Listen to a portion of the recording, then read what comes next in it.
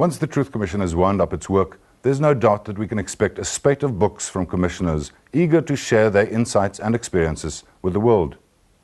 It is very likely that the first memoir to hit the shelves will come from the pen of Wendy Orr. As we found out, this is a woman who doesn't waste time. Here is a profile of the youngest Truth Commissioner. I was born in Boksburg, but don't have no memory of it. We moved to Pretoria when I was 18 months old. My father is a Presbyterian minister, so I was brought up in a religious, spiritual household, and although I'm not a practicing Christian now, I have a very strong sense of right and wrong and justice and injustice, and was brought up with that. So I grew up in Pretoria, went to primary school there, matriculated at Pretoria High School for Girls, and then went to UCT to study medicine. I did my house job in Port Elizabeth, and then because I'd had a government bursary, I had to work for the state to work back, either pay them back or work it back. And the job they gave me was as a medical officer in the district surgeon's office in Port Elizabeth. And my bosses there were Doctors Ivor Lang and Benjamin Tucker of Steve Biko infamy. Well, Port Elizabeth 1985 was a nightmare. It was the year of the Langer massacre, of the death of the Craddock Four, of the disappearance of the Pepco 3, of the declaration of the state of emergency. I used to have to go through an army roadblock every day to get to work in New Brighton. So it really was one of the darkest years of my life. And I started examining state of emergency detainees at the beginning of August in 1985 because there were too many of them to be kept in police lockups. And from day one, I would say 60 to 70% of the people I was seeing complained of some sorts of injury.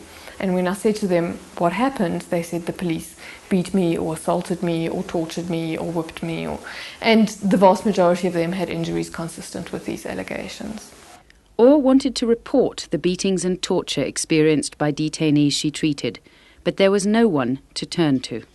I did report to Dr. Lang as, one following dutiful procedure, and his attitude was basically, look, give these people the treatment they need. If they need a Panado, give them a Panado. If they need an X-ray, have them X-rayed. But that's where our job stops. It's not our job to find out why this is happening or how it's happening, or to stop it, quite frankly. I was absolutely flabbergasted that everybody knew it was happening and nobody was going to do a single thing about it.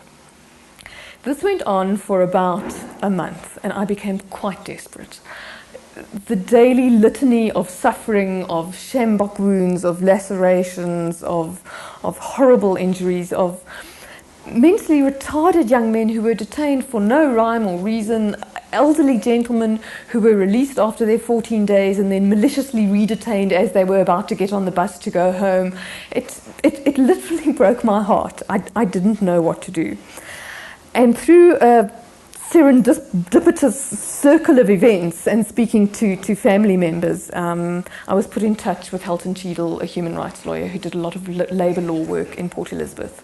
And he came to see me and said, look, you can carry on being the good doctor and handing out the Panados and the mercurochrome, or we can try and do something which will really make a difference, and that is go to the Supreme Court with an affidavit with your evidence as the most compelling. It took us about 10 days to get 44 affidavits together. Mine was the founding affidavit, and then we got documentation from a number of people who'd been in prison and then released and told us what had happened to them, from family members who'd seen their husbands, brothers detained and beaten. And we went to the Supreme Court on a Tuesday. We filed our papers. And on the Wednesday, it was headline news all over the world.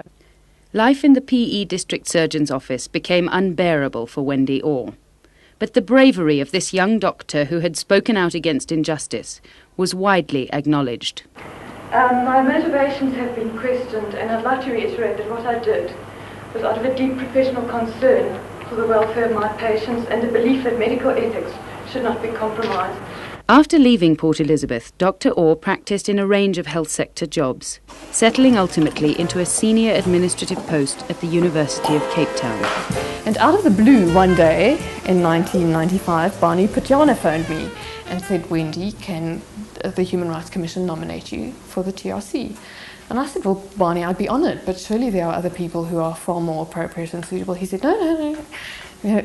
We think you should be on it. So I said, fine, and I forgot about it, quite frankly. I really thought there was very little chance that I'd get on. My life was finally on an even keel. My plans never work out. And I forgot about it. And about 4 weeks later, I got a telephone call asking me to come for an interview. And I sat down and thought about it, and my attitude quite literally was, this is who I am, this is what I am, this is what I've done, and this is what I'll talk about. And if that's what the country wants and needs, well, this is me. Can you tell us what happened on that day? The highs, I think, have really been very individual things, and I think of specific events, like workshops that I ran for victims in Port Elizabeth, also very early on in the process, when I was learning and they were learning, and Brandon Hamber from the Centre for the Study of Violence and Reconciliation was with me, and the sense of pain in that room was immense. It was palpable. But by the end of the day, as I had spoken about what the Truth Commission was about and how we wanted to reach out and embrace people and hold them and strengthen them and all, one could almost feel that the pain was still there, but that people at last felt it was being acknowledged, and that was tremendously important for them. And I came out of that workshop on an absolute high. Amongst the many missions of this high-octane commissioner, Wendy Orr hopes to achieve 2 goals in particular: the improvement of mental health care in South Africa and the appointment of a medical ombudsman, a regulator to whom doctors can report malpractice.